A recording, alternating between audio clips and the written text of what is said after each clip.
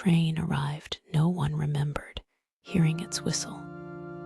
Yet the ground trembled, and the platform lights flickered, as if afraid, and I stood, alone, waiting for a ride that was not on any schedule, watching fog roll like living breath along the tracks, when suddenly a long black train slid into view, silent and heavy, its windows glowing pale like sick eyes, and a door opened by itself, inviting me inside, where the air smelled of rust and cold rain and old fear.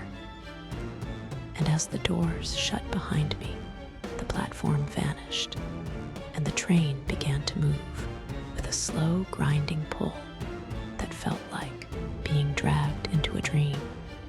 I could not wake from inside. The carriage shadows filled the seats, and figures sat motionless, with faces hidden, yet I felt their eyes on me, and every step I took echoed too loudly as the train picked up speed, and the lights above flickered again, showing brief flashes of passengers who looked injured, burned, drowned, or broken.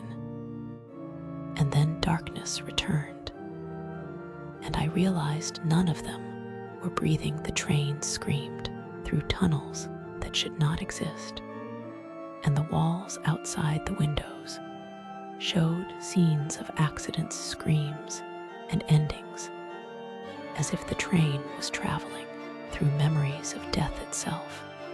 And panic rose in my chest when a conductor appeared, tall, thin, wearing a torn uniform, with no face, only a smooth black void, and in a voice like metal scraping stone, he asked for my ticket.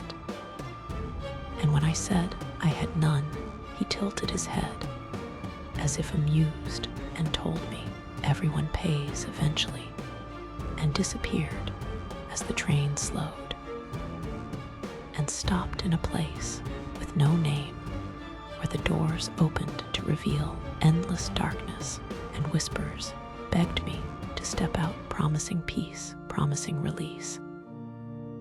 And I nearly did, until I noticed a small child gripping a seat, crying silently.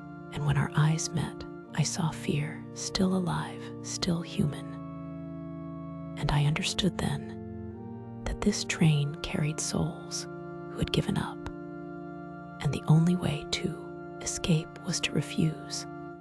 So I grabbed the child and ran as the train shook violently, and the conductor returned screaming without a mouth, while shadows reached for us, and the lights burst into white fire, and I screamed back that I was not ready.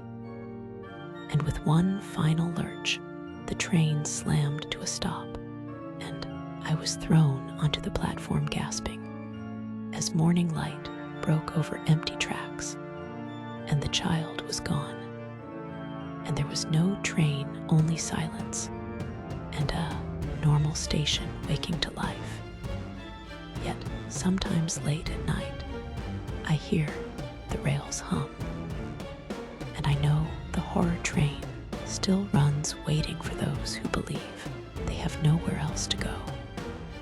And I hold on to life tighter, knowing I refused to ride it to the end.